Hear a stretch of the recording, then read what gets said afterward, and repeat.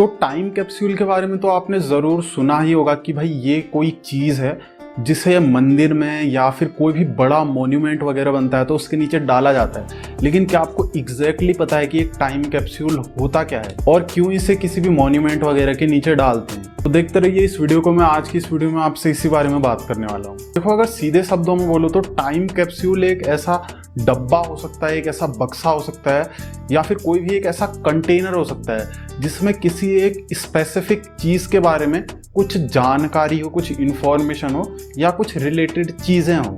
जैसे अगर कोई बहुत बड़ा मॉन्यूमेंट बन रहा है तो उसके टाइम कैप्सूल में उस मॉन्यूमेंट से रिलेटेड कुछ शुरुआत की बहुत स्पेशल चीज़ें डाल सकते हैं, उस मॉन्यूमेंट से रिलेटेड कोई किताब वगैरह डाल सकते हैं, कोई हिस्टोरिकल चीज़ डाल सकते हैं, जिससे कि भविष्य में अगर किसी को टाइम कैप्सूल वहाँ पर मिलता है खुदाई वगैरह करने के बाद तो उसे उस इंफॉर्मेशन से पता चल जाए कि भाई यहाँ पर कौन सा मॉन्यूमेंट था, यहाँ पर क्या चीज़ थी। देखो, अभी हमें पुरानी से पुरानी हिस्टोरिकल चीज़ों के बारे में किस तरह से पता चलता है? हम क्या करते हैं, साइंटिस्ट वगैरह खुदाई वगैरह करते हैं, वहाँ से उन्हें पता चलता है, अवशेष वगैरह मिलते हैं ज़मीन के नीचे, तो पता चलता है यहाँ ये वाला मॉन्यूमेंट था, ये वाला ये था करके। तो आप ही सोचो, अगर उन्होंने भी उस टाइम कैप्सूल को उस मॉन्यूमेंट को बनाने के नीचे साइड डाला होता तो आज हमें खुदाई करने के बाद तुरंत से उसकी इन्फॉर्मेशन मिल जाती कि भाई ये किसने बनाया, क्या बनाया, सब कुछ हमें तुरंत पता चल जाता। देखो, अब अभी के टाइम में टेक्नोलॉजी बहुत ज़्यादा आगे बढ़ चुकी है, तो अभी जो है टाइम कैप्सूल में ज़्यादातर कोई पत्र वगैरह, चिट्ठी वगैरह ऐसा कुछ नहीं डाला जाता।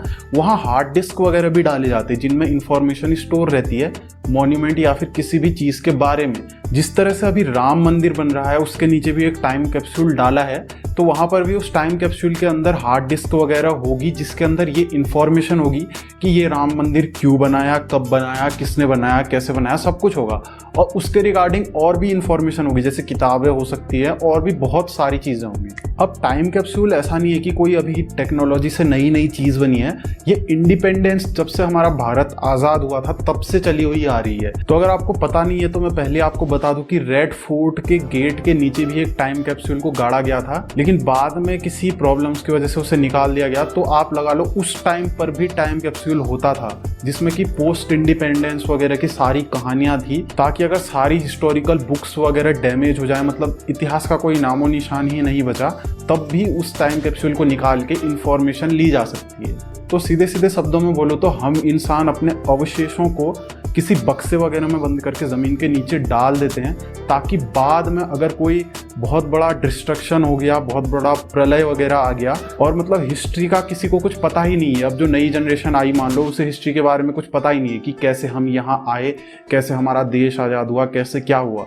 तो अगर टाइम कैप्सूल किसी ने खोद के निकाल लिया तो सारी इन्फॉर्मेशन उसे मिल जाएगी। यानी कि एक जनरेशन से दूसरी जनरेशन में नॉलेज पास करने के लिए होता है टाइम कैप्सूल। यहाँ तक कि ल्यूनार लाइब्रेरी नाम से एक कंटेनर है, या वो भी कह लो एक टाइम कैप्सूल है, जिसे कि स्पेस में छोड़ा गया है हम इंसानों द्वारा, जिसमें कि बहुत छोटी छोटी नैनो चिप्स में इंसानों की पूरी जानकारी है कि कैसे इंसान पैदा हुए और अभी का मतलब साइंस क्या क्या है, क्या क्या हमने खोज निकाला है, ये सब इंफॉर्मेशन उसमें पहले से है। तो ये इसलिए मान लो कि अभी ये दुनिया खत्म हो जाती है तो इसके बाद जो नए प्राणी आएंगे, जो नए इंसान आएंगे, उनके पास वो इन्फॉर्मेशन पहले से पहुंच जाए उस टाइम कैप्सूल की मदद से, उन्हें दोबारा से सब कुछ खोजना ना पड़े। यही थी सारी की सारी इन्फॉर्मेशन। आई होप कि आपको बहुत अच्छे से समझ में आ गई होगी। अगर वीडियो पसंद आया तो लाइक कर देना, शेयर कर देना, सब्सक्राइब कर लेना।